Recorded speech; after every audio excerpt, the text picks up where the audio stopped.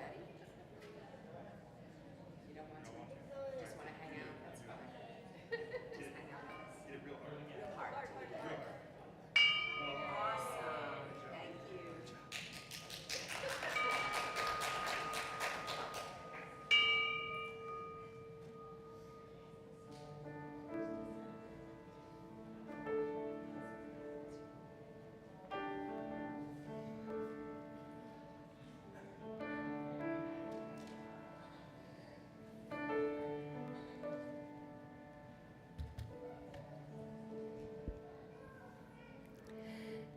They drew a circle, shut me out, a heretic, a rebel, a thing to flout. But love and I had the wit to win. We drew a circle and took them in. So we got a new hymn of the month that we're going to work on. I invite you to rise in body or spirit. Debbie will lead us through this, right, Debbie? Sure. Okay, on.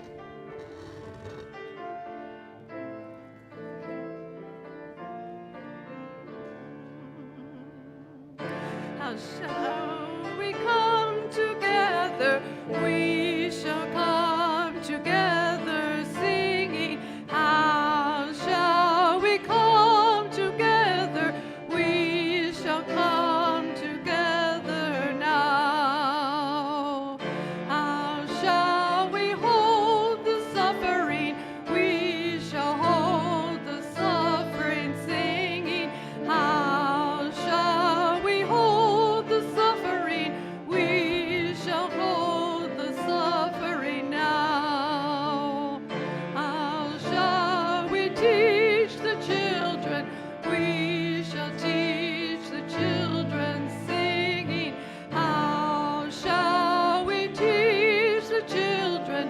We shall teach the children now. How shall we rise above it? We shall rise above it singing. How shall we rise above it? We shall rise above it now. How shall we light the darkness? We shall light the darkness singing. How shall we light the darkness? We shall light the darkness now. How shall we come together? We shall come together singing. How shall we come together? We shall come together now. So welcome to the Unitarian Church of Baton Rouge. One of these is echoing Ed, so good luck on that. Online people, we're glad that you're with us. My name is Nathan. I'm one of the ministers here. I am so pleased to welcome you today, and I grabbed the order of service that doesn't have all of my notes.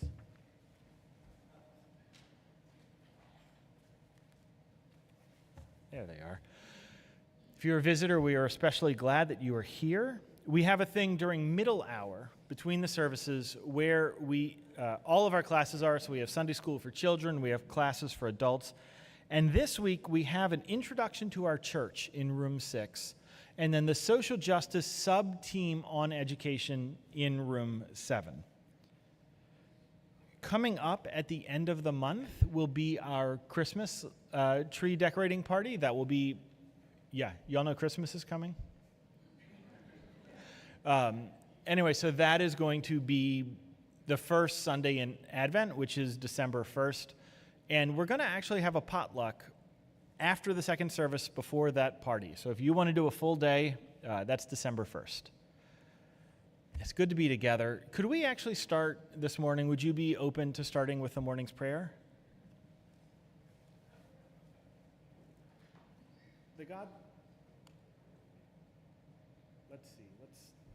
We'll do the prayer over here. The God that we know when we see love and hope and kindness and family, be with us on this day. And help us to be thankful for our breath. our breath that has given us life since the day we were born.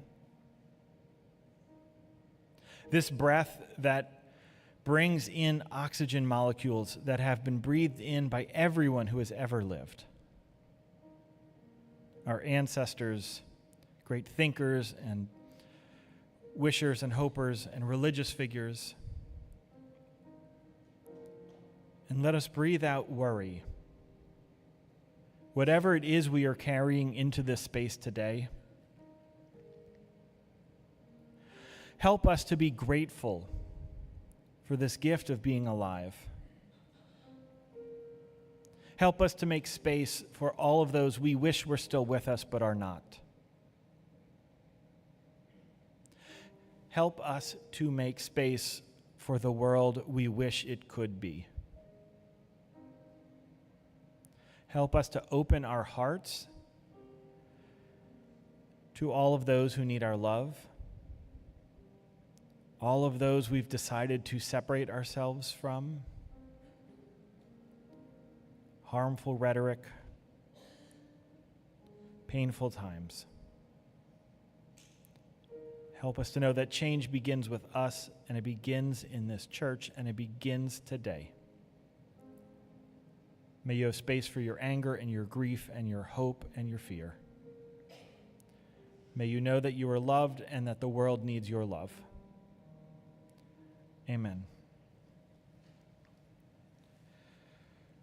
So we have cards to sign every week.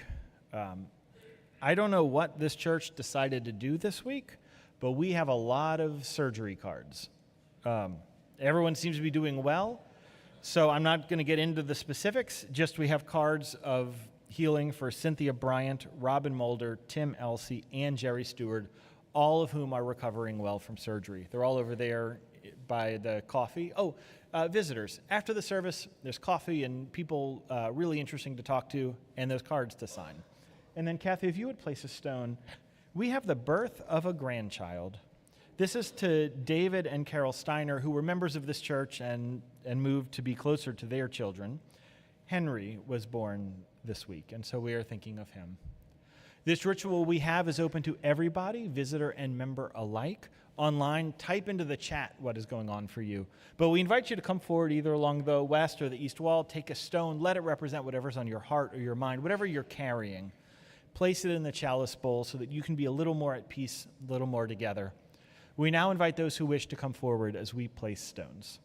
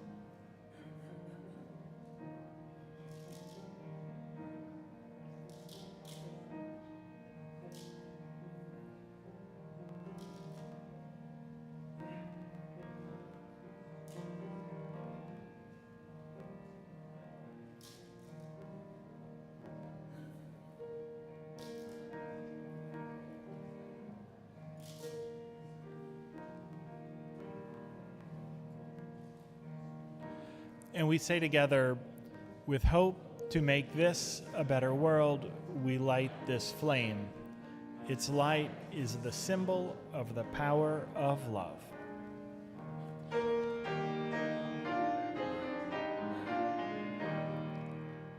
From all who dwell below the skies, let songs of hope and faith arise. With peace, goodwill, and hope for all, through every land and every tongue. So let me tell you a little of what we're going to do today. So we have a preaching class that we offer, and we've had about 15 people go through the class, and one of them is our very own Brian Costello. Brian, you can be happy about that. Brian, how long have you joined? Since 2008, 2010? Since Katrina, 2006, so almost 20 years. I knew Brian back when we were in college together, but that's not why he's up here. So we had Brian scheduled since way back in, April, and we even bumped him once, and then the election happened, and we said, let's not bump you again, Brian. So here's what's going to happen. Thursday night, we had a chance for this congregation to gather and just breathe together. Today, we're having Brian's full service as it is, and I want you to know that we know that there was a very pivotal election and that a lot of you are feeling a lot of stuff. At the end of the service, I will sort of offer the what we can do now. It is not, Brian wrote this service before the election. I don't know how much he changed after Tuesday. But I want to kind of lift up this container, and then I'll kind of talk at the end. We're not at a theoretical stage yet. I think we're still in the what can we do now. So today we're going to, and Brian also picked David and Goliath.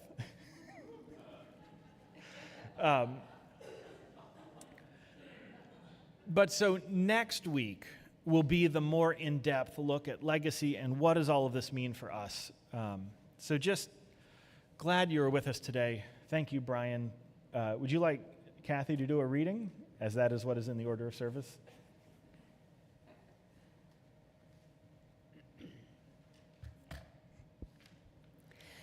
The Philistines were standing on the hill on one side, while the Israelis were standing on the hill on the other side, with the valley between them. A champion named Goliath from Gath came out from the Philistine camp. He was 9.5 feet tall, wore a bronze helmet on his head, and wore bronze scale armor that weighed about 125 pounds. He had bronze armor on his legs and carried a bronze javelin slung between his shoulders. A man carrying his shield walked in front of him.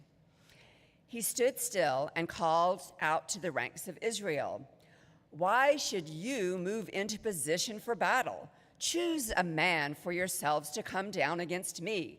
If he's able to fight me and strike me down, then we will become your servants.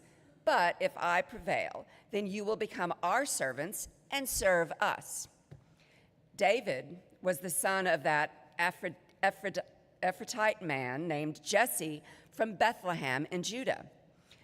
David would go back and forth from Saul to tend his father's sheep in Bethlehem. For 40 days, the Philistine would come forward morning and evening to take the position. David got up early in the morning, left the sheep with a keeper, took the supplies, and went. He arrived at the encampment as the army was going out to the battle line, shouting the battle cry. Israel and the Philistines moved into position for battle line facing battle line. David left the supplies he had with him in the care of the supply keeper and ran to the battle line. When he arrived there, he asked his brothers about their well-being. As he was speaking to them, the Philistine champion named Goliath from Gath came up from the Philistine battle lines and spoke his usual words as David listened. David asked the men who were standing by him, "What will be done for the man who kills this Philistine and takes away the reproach from Israel? Indeed, Who is this Philistine that he should challenge the armies of the living God?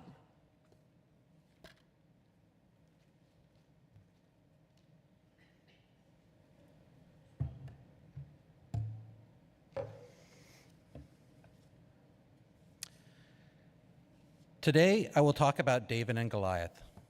I find the story interesting, for it has details whose significance are not obvious to the casual reader. The story starts with the Philistines trying to invade Israel.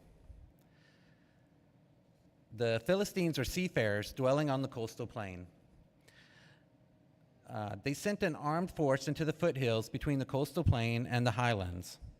The highlands are where many of the big cities exist in Israel, like Jerusalem and Bethlehem. So King Saul routes or blocks the Philistines in the foothills, and each positions on the high ground on either side of a valley. A military advantage for each, but also a tactical stalemate for the battle as a whole.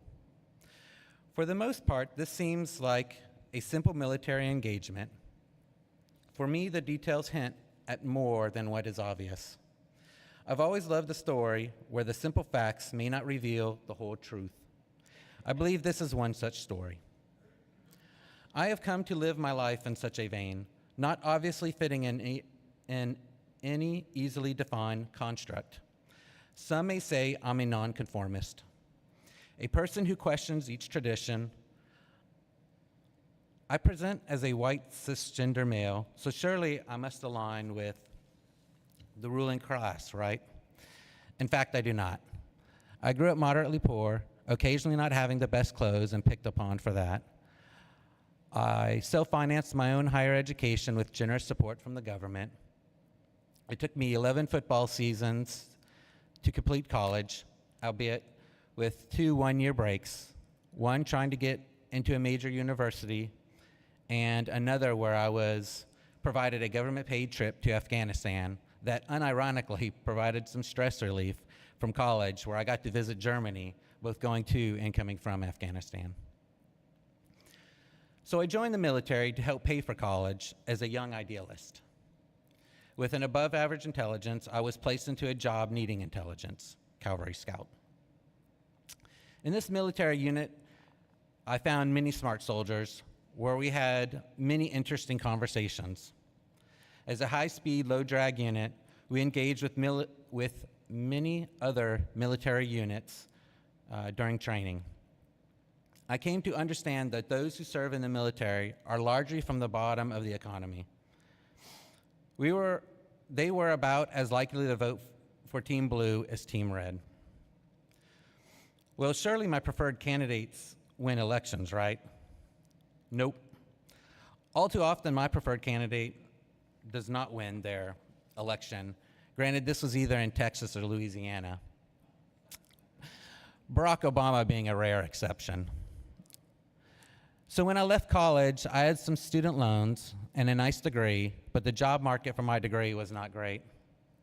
After months of searching, I found a job with a company that had many positions I was qualified to fill, but in a different position just to have a job, since there were no current openings in my profession.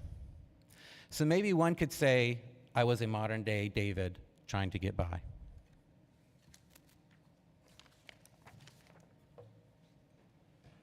Let's do another hymn. I invite you to rise, body or spirit.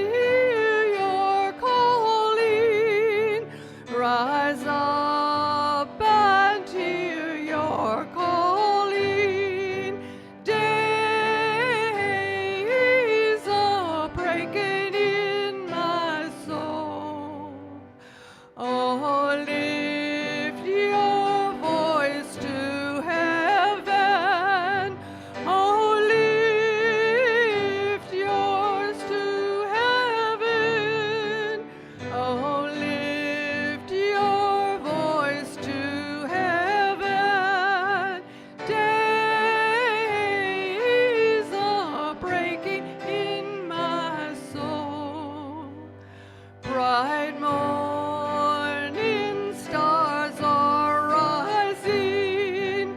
Bright morning stars are rising. Bright morning stars are rising. Day is a breaking in my soul.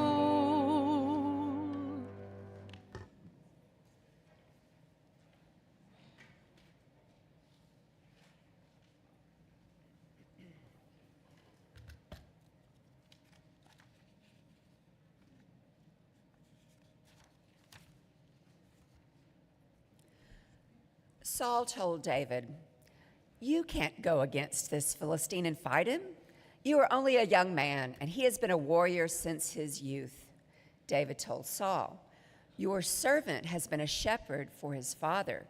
Your servant has struck down both lions and bears, and this Philistine will be like one of them." Saul told David, "Go, and may the Lord be with you."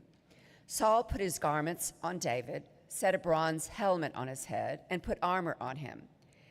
David strapped Saul's sword over his garments and tried to walk, but he was not used to the armor. David told Saul, "I can't walk in these because I'm not used to them," and then took them off. He took his staff in his hand and chose for himself 5 smooth stones from the brook and put them in the pouch of his shepherd's bag. He approached the Philistine with his sling in his hand. When the Philistine looked and saw David, he asked David, "Am I a dog that you came at me with sticks?"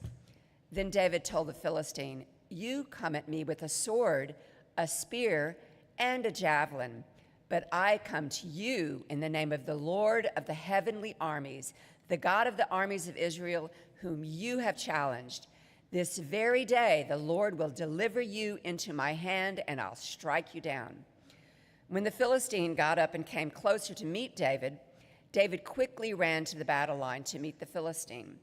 David reached his hand into the bag, took out a stone, slung it, and struck the Philistine in his forehead.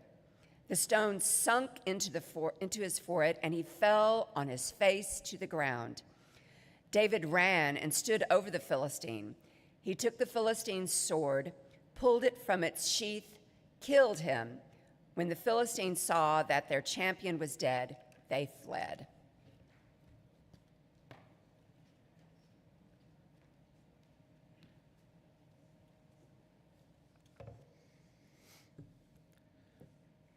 So in the story, we hear how the two armies were at a stalemate.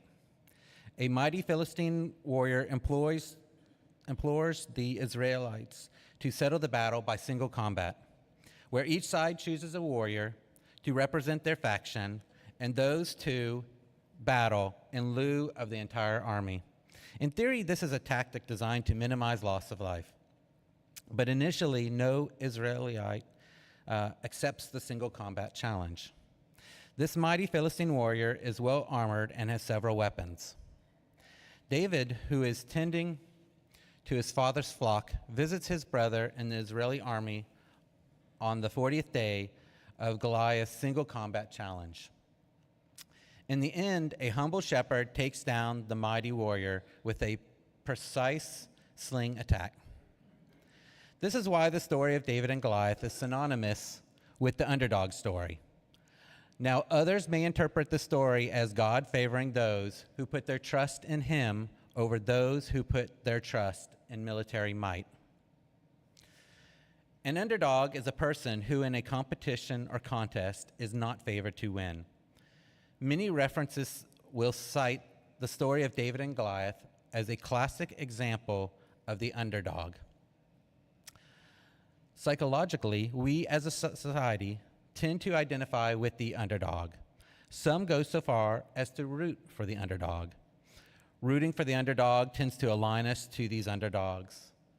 This alignment can take on a larger meaning, like our innate preference for fairness and equality or social justice.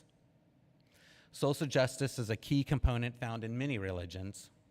The aim of this social justice is usually to either help the underdog directly or to indirectly help by improving awful conditions. I have often aligned with the underdog and have been interested in social justice. I helped friends protest McDonald's at our college campus for many reasons. I went to Fort Benning, Georgia to protest the formerly named School of the Americas, since so many of their graduates were later charged with human rights violations. I readily joined causes of various natures that I thought were the underdogs. Just last year, I marched with Planned Parenthood to raise awareness for reproductive justice in Louisiana. For many years, I helped raise a foster child who was and still largely is an underdog. Just like David did not feel comfortable in the king's armor, I have often felt uncomfortable assuming the power of white male privilege. I am more likely to question or even undermine such privilege.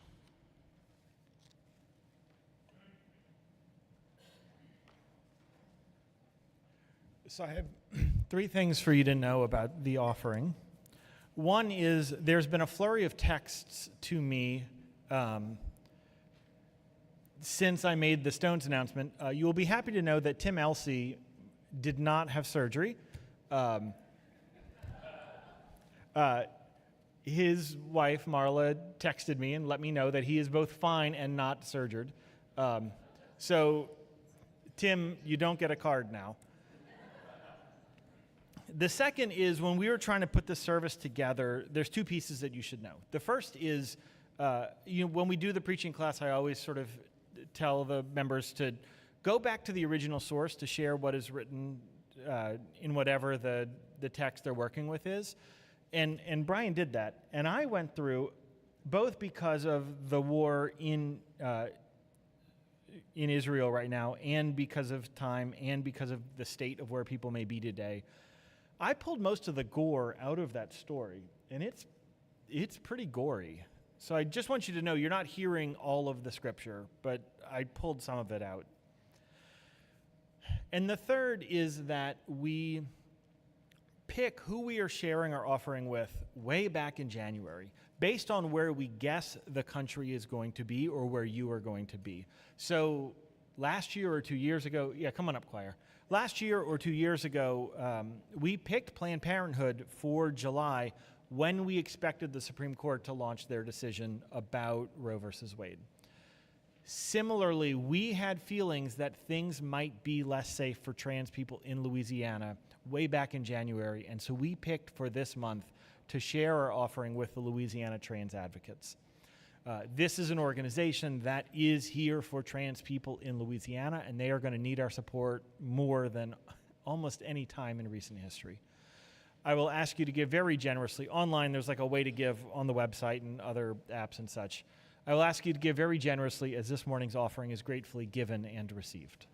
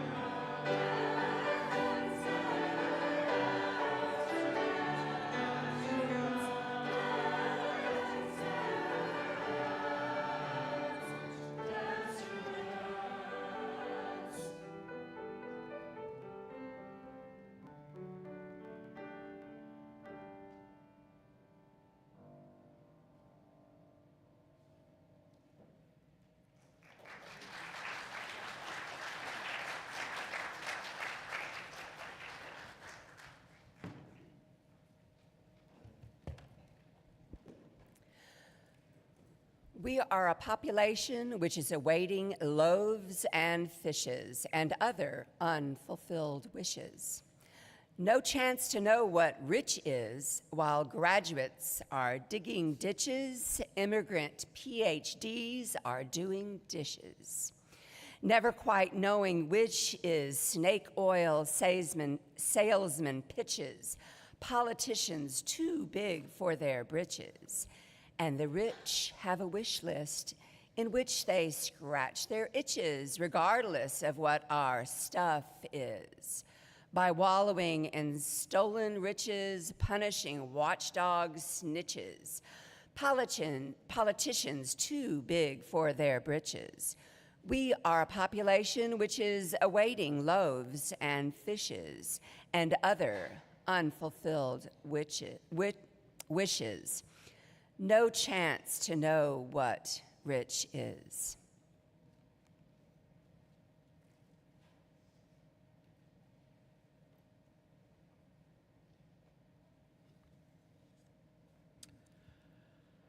Malcolm Gladwell's 2013 TED Talk in New York notes some interesting facts that may not be abundantly obvious to a casual reader. Issue 1, we misunderstand David. While he is the youngest of Jesse's children, he has a sling, a popular artillery weapon at the time. David even admits to taking down lions and bears, so he may not be quite the amateur the story purports. The Elia Valley has barium sulfate stones, much harder than most rocks. A sling rotating 5 or more revolutions per second, coupled with these very hard stones, is almost as deadly as a modern gun. While Goliath rushes David, he shortens the distance, putting himself in greater danger. So maybe David is not quite the weakling the story would make him out to be. Issue 2, we misunderstand Goliath. He is much taller than his peers. Goliath states to David, "You come at me with sticks." He states plural when David has one staff. Furthermore, he is led to the valley floor by an attendant. Maybe his eyesight is not so great.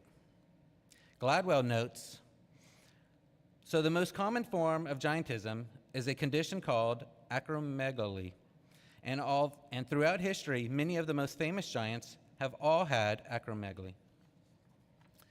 The pituitary tumor, as it grows, often starts to compress the visual nerve in your brain, with the result that people with acromegaly have either double vision or they are profoundly nearsighted.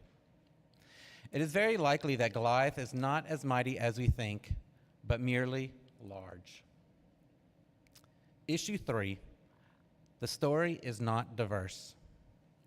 I find it interesting that the author's vision is so narrow that they have included almost no diversity. There are no women, there are no any others, Philistines aside, who on the world stage appear little different from the Israelis.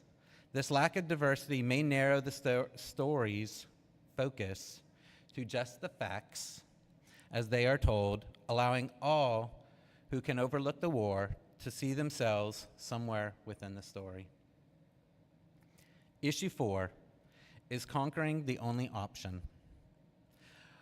Are we being good people if we accept that conquering another is the only path to success?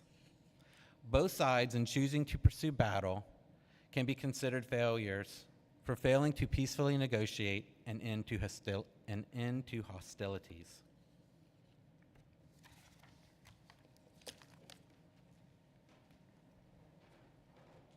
Let's sing again. I invite you to rise if your body will let you.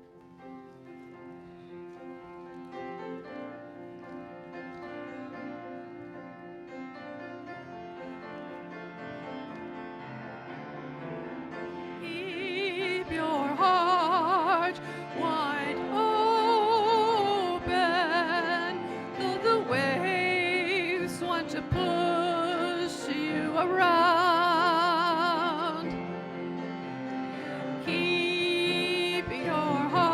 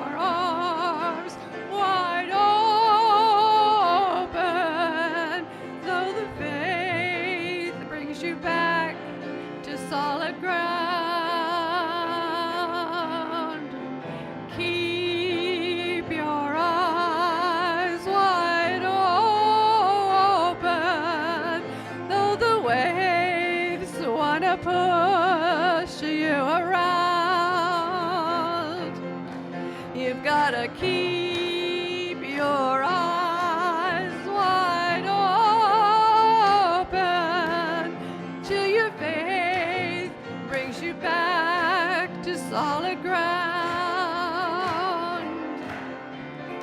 Keep your love wide open, though the waves try to push you down.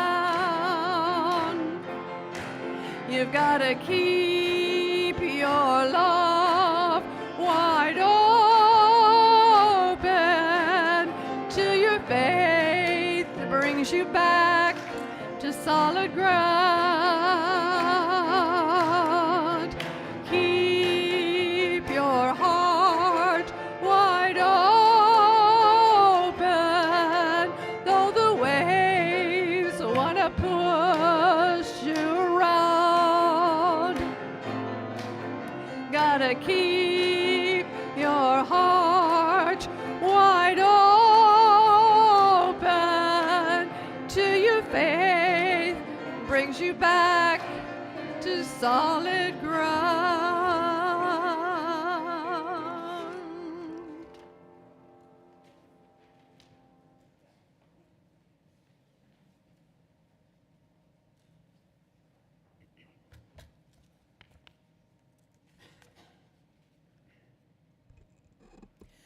To the ones who go unseen. This is a poem for the ones who go unseen, the ones who go unnoticed, who go through their life in a quiet reverie. Though they are a few words, their entire life is a dream. They don't get an influx of likes on social media. No one is begging them for dates. They just do what they need to do while blending nicely into the background. Their minds are loud, but their lips refuse to make a sound. This is for the ones who think they don't belong. No one can see their pain because no one looks close enough these days. We're a surface level generation, praising fool's gold. We fill our minds with aggravation, and our lives are either extremes of mania or stagnation. But then there are the unseen, still reveling in all the simple things. I haven't always been so cognizant of the underdog's pain. I connect with them the most, of course, because they really listen to me and make room for my authenticity. But at times I've chosen to be vain, ditching the underdog for the cooler crowd, and all for social gain, and yet surrounded by people with whom I do not have a sense of belonging. Loneliness echoes in my heart, and it amplifies when I'm trying to fit in. It leads to deafening silence, and in the dead of night, hours of crying. But you don't need to be born an underdog to change this social conditioning. For our whole lives, our culture has programmed us to be on a mission, to be better, more efficient, so we can gain success, so we have superficial love. We're not merely automatons with minds, with sentient beings. We are sentient beings with hearts that need to love, and we're alive.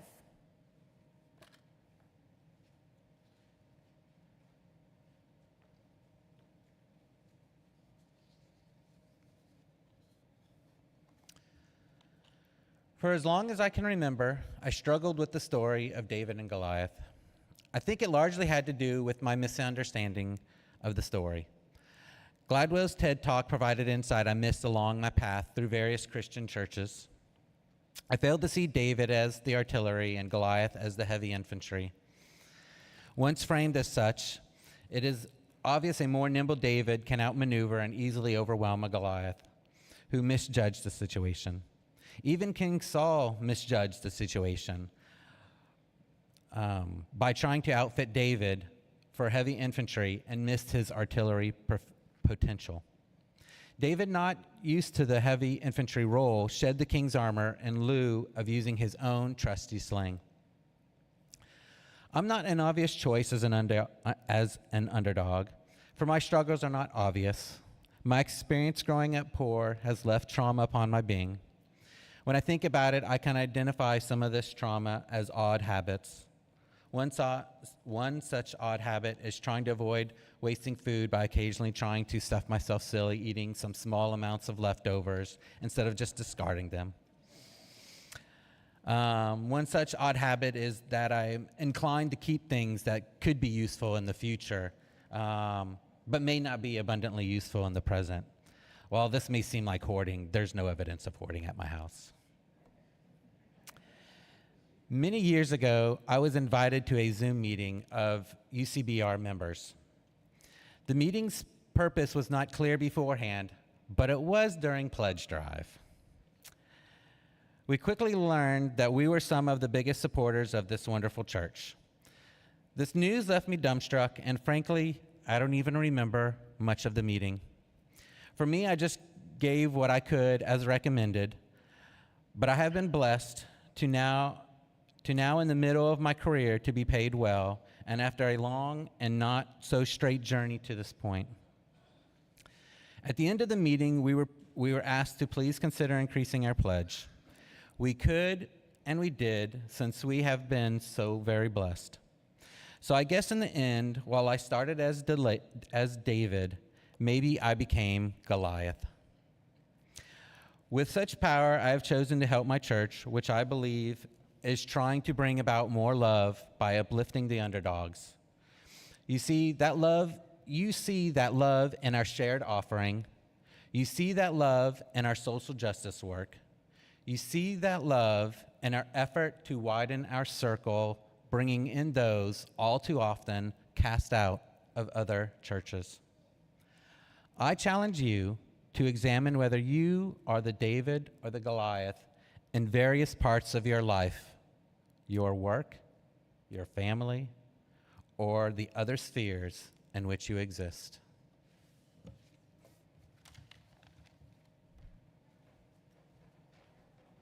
Brian, thank you for that.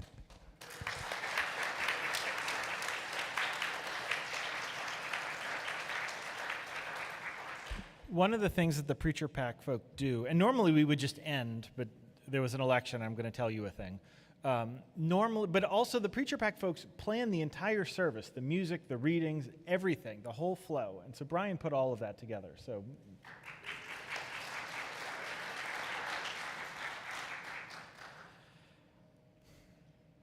over and over, and let me also pause here and say, Unitarian Universalists are not a monolith. We have people in this church who have probably voted for every candidate on the ballot. So I just want to kind of name that as we start this. But over and over since Tuesday, I have thought about Sarah Traylor. How many of you were lucky enough to know her? She was a member of the church.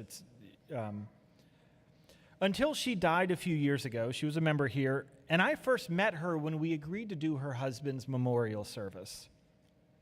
The afternoon of the service, it was about time to start. Poor Lee, I think, was just playing music over and over. We could not get Sarah into the sanctuary. Maybe it was grief, but that wasn't how it manifested for me. As we slowly walked her this way, every single person she saw, she would talk to, link eyes with, and maybe it was the hearing loss, but she would lean in really close, and I could not get her to stop talking to every single person. And you know, in a memorial setting, as soon as they see the sort of most bereft, a line starts to form, and all I needed to do was to get her in here and get poor Lee to stop having to play, but I couldn't because she was so focused on talking to people over and over and over. She died a couple of years ago, and one of the themes at her memorial service was her home. So whenever we do memorials, themes sometimes show up about a person. And we heard this theme from her children, from their childhood friends, from some people who considered Sarah and her husband their surrogate parents. And the theme that they mentioned over and over and over was how important being welcomed into their home was for them growing up. While it's not true for all of Louisiana, I was raised in one of those white cultures in Louisiana that were incredibly rigid. Anyone else? No? Okay, so I was the only one in Louisiana who grew up in a rigid culture. Okay, I see one nod. So me and you, okay, but it's us. You all just stick with me for a minute if you would. This culture would punish you if you were different. If you did not believe in God or go to the right church or weren't attracted to the right gender or didn't align with the gender people decided you should have, not even necessarily being a different gender, but just having the very specific modes of how you're supposed to act towards people of a different gender or yourself. I just grew up immersed in these sort of rigid expectations, so I know firsthand the importance of feeling welcomed and safe in someone else's home. Elections are a representation of where the people are. Elected officials are shadows of who we are as a collective people. And this is my first time in 44 years of life that I have ever felt afraid after an election. I've been trying to sort that out. For this part, I'm going to try to be very clear to separate out our fears that are sort of implicit fears about things that could happen, and fears that are based on direct promises that our future president has made. Say what you will about this president, he follows through on many of the things that he says he will do. For me personally, his rhetoric about calling people who voted against him, and I'm not saying how I voted, but anyone that he identifies as opposing him, he has described as the enemy within, which is terrifying for me.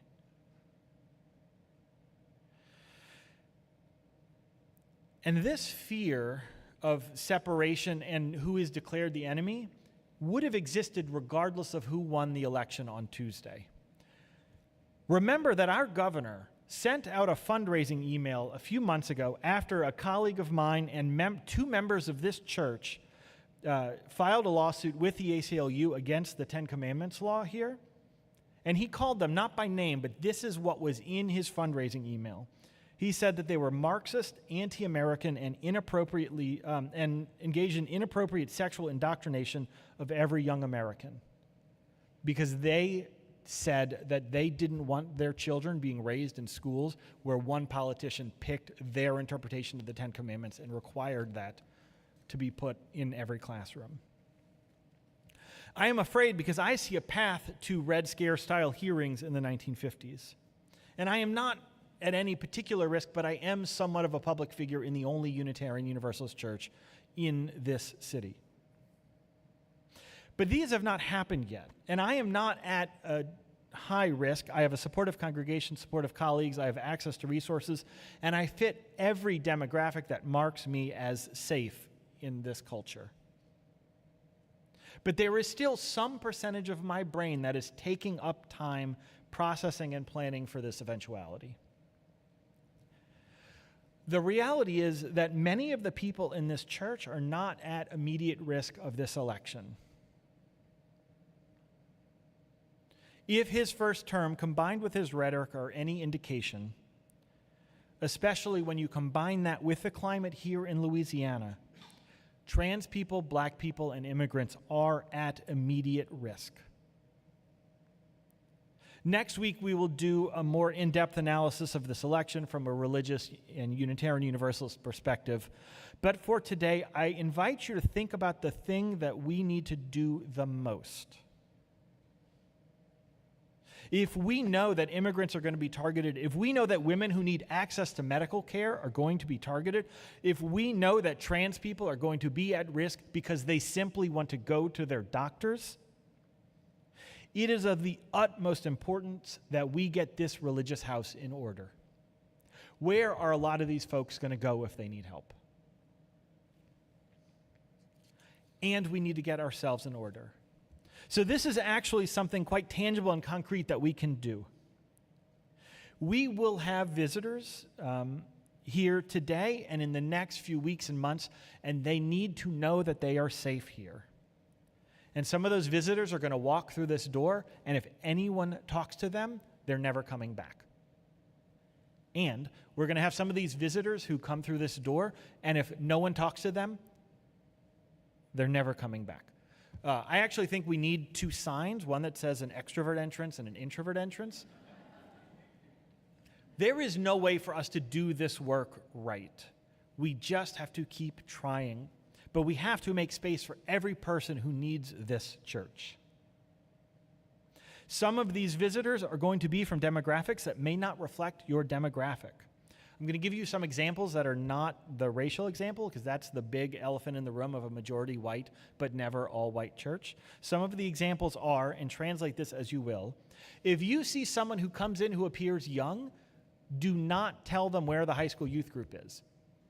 They may be in their 20s. If you see a gay couple come in, especially a gay or lesbian couple with a child, or a couple you cannot identify their gender with, don't immediately find another gay couple you know in this church and connect them. Let the people come in here come in with their identity and also independent of their identity. Does that make sense? This is not me calling you out. You all have been great. This is me trying to name what we're going to need to do to get this house in order for what may come. As such, if you have not turned in your pledge or you think you can increase your pledge, please consider doing it. This is not a fundraising ask. This is I don't know what 2025 is going to look like, and we need to be secure in this church. Also, this church will not succeed or fail because of the staff or the ministers or the leadership. It will thrive or struggle based on every individual, based on how trusting you are, how loving you are, how forgiving you are, how much space you make for each other to be heard and to let the fullness of every person shine. Churches are not undermined often from the pulpit. They're undermined from the parking lot conversations. And the way, once again, I'm not calling you out. I'm saying, you all are great. I actually did an installation at a service that they probably needed to hear this more than you. The most important thing you can do for this church and for this city is to make it so that every person can be heard and loved and can flourish in themselves here so that it can go out into the world that way.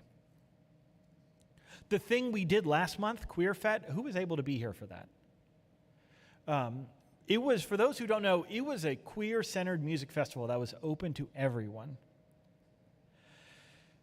And it was a way that we could celebrate you and being together amidst the climate that we're in.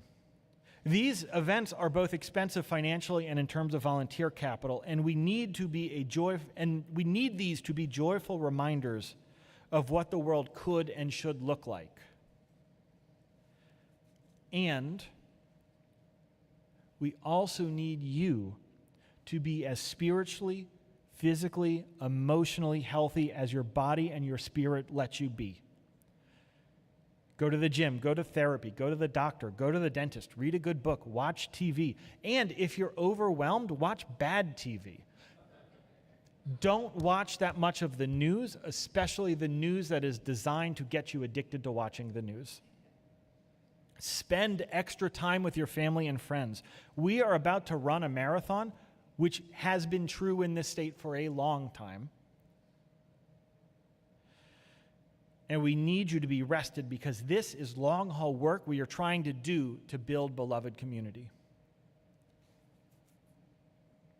The reason Sarah found our church was because when her husband died, she didn't know what to do. Her daughter's neighbor is a member of this church, and they were able to connect. And Sarah got a place to memorialize her husband and a home for herself until she died, and then she got to be memorialized as well.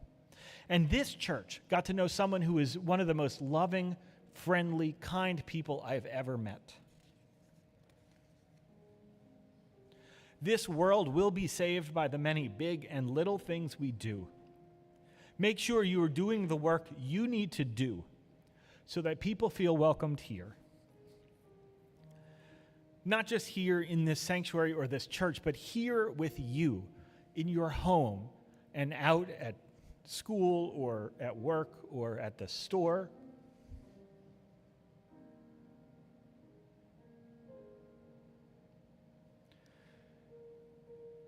People need to know that they are safe and that they are loved, regardless of their ideology or their theology or their politics or their identities or their failings.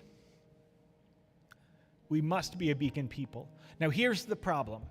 We need to end the service up, and I didn't realize that last paragraph was going to be down. So let me tell you what I did the day after the election as I was worried. First, I went to the dentist, and I got a crown, which I would not recommend unless you need it.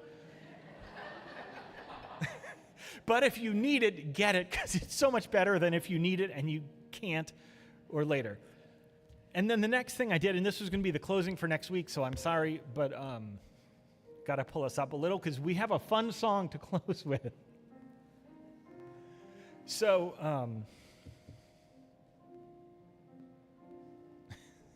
so I went and bought all the things I need to make my costume for Mardi Gras.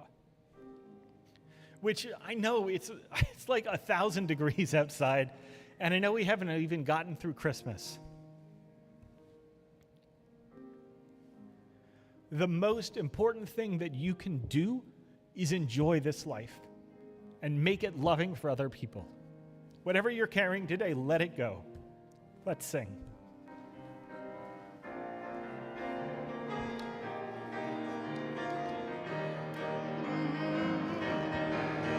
Gonna lay down my sword and shield down by the riverside, down by the riverside, down by the riverside. Gonna lay down my sword and shield down by the riverside. Ain't gonna do no more. I ain't gonna study war no more. Ain't gonna study war no more. Ain't gonna study war no more. I ain't gonna study war no more. Ain't gonna study war no more. Ain't gonna war no more. Gonna put on my traveling shoes down by the riverside, down by the riverside, down by the riverside. Gonna put on my traveling shoes down by the riverside, down by the war no more. I ain't gonna study war no more. Ain't gonna study war no more. Ain't gonna study war no more. I ain't gonna study war no more. Ain't gonna study war no more. Ain't gonna study war no more. Gonna put on my starry crown down by the riverside, down by the riverside, down by the riverside. Gonna put on my starry crown down by the riverside. Ain't gonna war no more.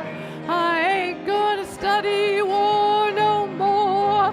Ain't gonna study war no more. Ain't gonna study war no more. I ain't gonna study war no more. Ain't gonna study war no more. Ain't gonna study war no more. Gonna lay down my burden down by the riverside, down by the riverside, down by the riverside, gonna lay down my burden. Down by the riverside, thank God I war no more. I ain't gonna study war no more. Ain't gonna study war no more. Ain't gonna study war no more. Ain't gonna study war no more. Gonna study war no more. Ain't gonna study war no more.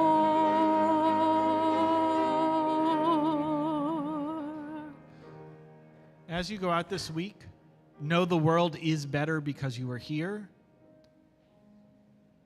The world needs your love and your joy and your hope. Go make the world better because you exist. Amen.